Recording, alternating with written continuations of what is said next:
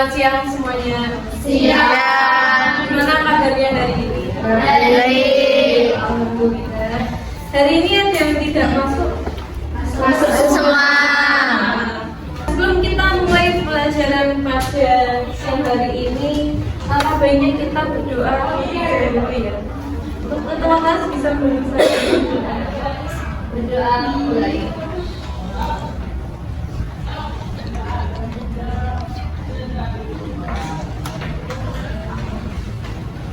Selesai.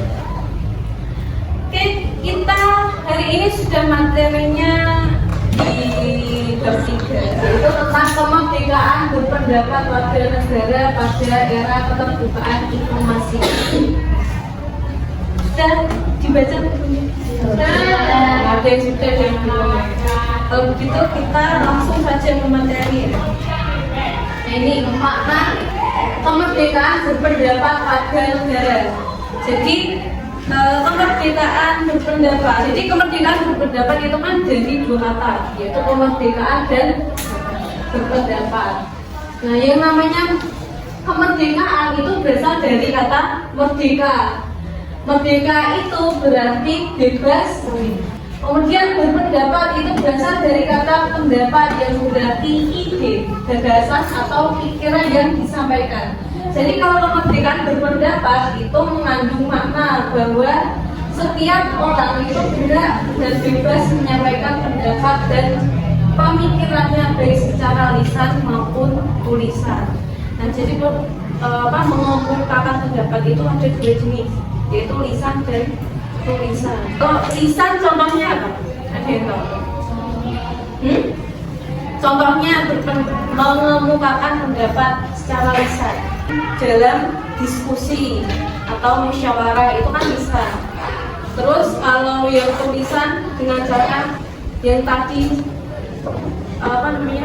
mengomentari seseorang, misal dalam sosial media atau misal dalam koran itu kan juga pendapat. Kayak ini lanjut, masyarakat itu memiliki hak untuk menyampaikan pendapat dan pemikirannya secara bebas baik secara lisan maupun tulisan. Nah, meskipun demikian, dalam menyampaikan pendapat masyarakat harus memperhatikan nilai-nilai dan etika.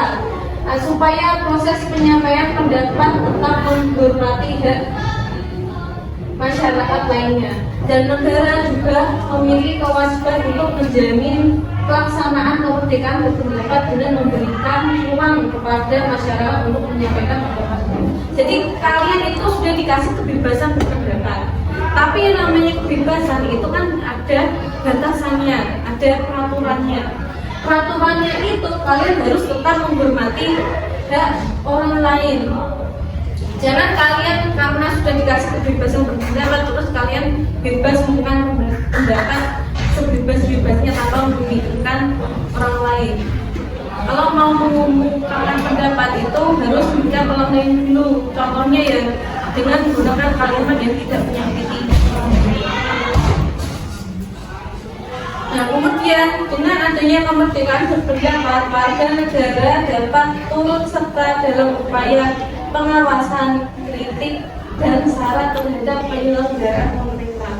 Nah, kemerdekaan berpendapat itu dapat berperan sebagai kontrol atau pengawas terhadap jalannya pemerintahan.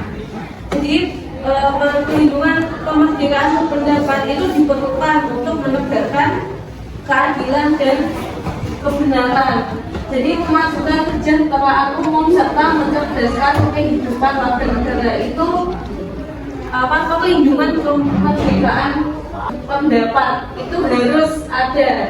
Untuk itu tadi menegakkan keadilan, kebenaran, memajukan kesejahteraan umum serta mencerdaskan kehidupan warga negara. Nah, ini lanjut.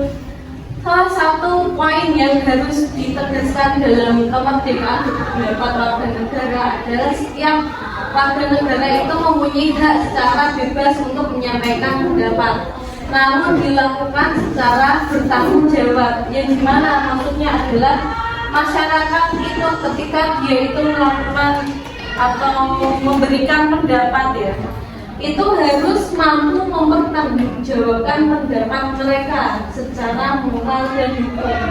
Dengan demikian, bebas dalam mengungkapkan pendapat bukan bermakna bebas sebebas-bebasnya, tapi dan juga bukan bebas tanpa aturan, tapi harus ada aturannya dan harus menghargai atau menghormati hak orang lain. Nah, ini ada keadilan warga negara dalam menyampaikan pendapat di muka umum yang diatur dalam pasal 6 Undang-Undang Nomor 9 Tahun 1998. Yang pertama itu menghormati hak kebebasan orang lain. Yang kedua, menghormati aturan-aturan moral yang diakui umum. Kemudian menaati hukum dan ketentuan peraturan perundang-undangan yang berlaku. Jadi rumusan pasal itu tadi, pasal 6 nomor 9 itu tadi menunjukkan bahwa kemerdekaan berpendapat warga negara itu harus diimbangi dengan kewajiban untuk menghormati hak orang lain dan tunduk pada pembatasan peraturan perundang-undangan. Jadi hubungan tersebut juga menegaskan bahwa hak berpendapat itu harus diimbangi dengan kewajiban. Dengan demikian diharapkan akan tercipta rasa saling menghargai dan menghormati hak setiap pihak. Nah, hal ini itu menunjukkan bahwa antara hak dan kewajiban harus dilaksanakan secara seimbang.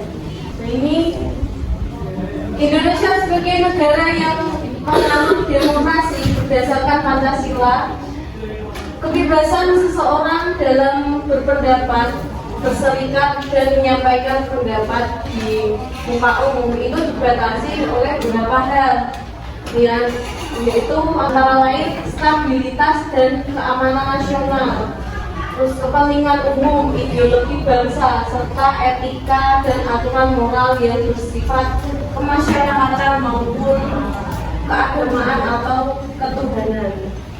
Hal ini dimaksudkan agar kebebasan berpendapat itu tidak dipenuhi oleh berbagai narasi yang mengarah pada ujaran kebencian, kemudian ada hasutan atau provokasi, adu domba dan caci maki, sehingga tidak mengganggu hak dan kebebasan orang lain serta kepentingan masyarakat yang wajib dilindungi. Jadi maksudnya itu adanya kebebasan pasal yang menentukan kebebasan berpendapat itu atau perlindungan kebebasan berpendapat. Kalau mau bebas berpendapat itu harus menggunakan kalimat yang baik, maksudnya tidak menyinggung orang lain atau tetap menghormati hak orang lain, sehingga tidak ada kebencian atau misal perselisihan antar masyarakat atau antar suku atau antar agama. Oke, sampai sini ada yang ditanyakan? Tidak ada. Kira-kira sudah paham materi? Sudah. Oke, kalau gitu ini materi udah selesai. Kita langsung nanti saya kasih soal untuk diskusi. Kalian diskusikan dengan teman-teman kalian. Kelompoknya saya bagi menjadi 3. Silakan kalian diskusikan dengan teman-teman kelompok kalian. Diskusi itu tetap harus semuanya berpendapat, jadi jangan cuma 1 atau 2 orang saja. Itu ya.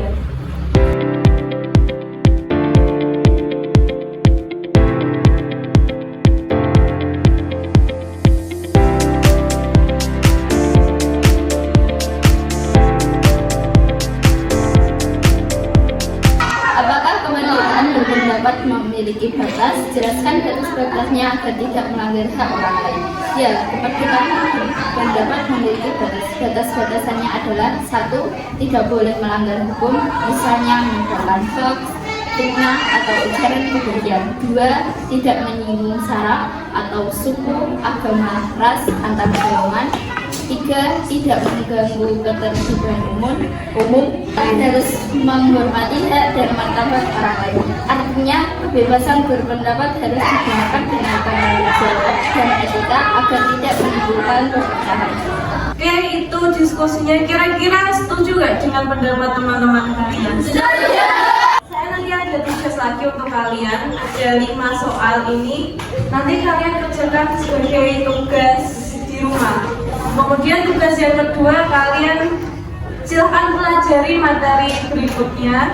Oke, untuk mengakhiri pembelajaran pada hari ini, mari kita baca hamdalah bersama. Alhamdulillahirabbil alamin. Sekian yang dapat saya sampaikan, kurang lebihnya mohon maaf. Assalamualaikum warahmatullahi wabarakatuh.